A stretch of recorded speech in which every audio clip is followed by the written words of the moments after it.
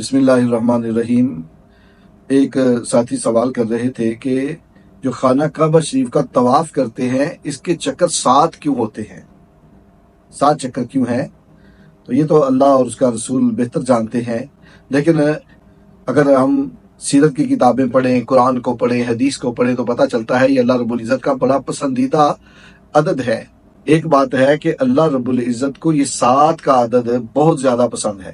کیوں؟ میں آپ کے سامنے عرض کرتا ہوں کہ خانہ کعبہ شریف کے طواف کے چکر 7 ہیں، آسمان بھی 7 ہیں، زمینیں بھی 7 ہیں، قرآن پاک کی منزلیں بھی 7 ہیں، اور بر اعظم بھی 7 ہیں، ہفتے کے دن بھی 7 ہیں، صفا اور مروہ کے چکر بھی 7 ہیں، جمرات کو کنکریاں ماریں تو وہ بھی 7، بچوں کو نماز کا حکم دیں تو وہ بھی 7 سال کی عمر میں، حضور صلی اللہ علیہ وسلم کو آخری غسل مبارک جو دیا گیا وہ بھی 7 مشکیزوں کے پانی سے دیا گیا۔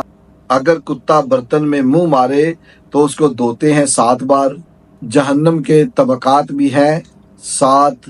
یوسف علیہ السلام قید میں تھے، بادشاہ کو خواب آئی، اس نے موٹی گائیاں دیکھی 7، پتلی گائیاں، کمزور گائیاں دیکھی 7، سرسبز و شاداب سٹے دیکھے 7، سوکھے ہوئے سٹے دیکھے 7۔ حضرت سلیمان علیہ السلام کی انگوٹھی کی جو نوکیں تھی، جو ان کی مہر بھی تھی، اس کی نوکیں بھی تھی 7۔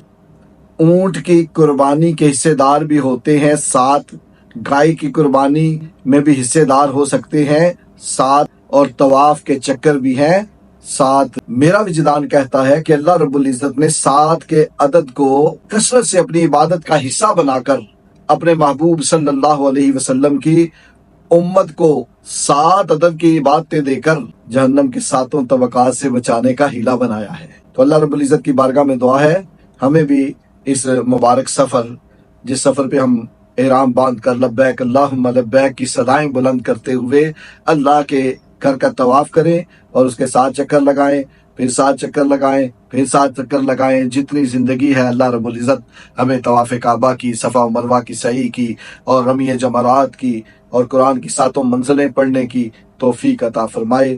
آمین ثم آمین۔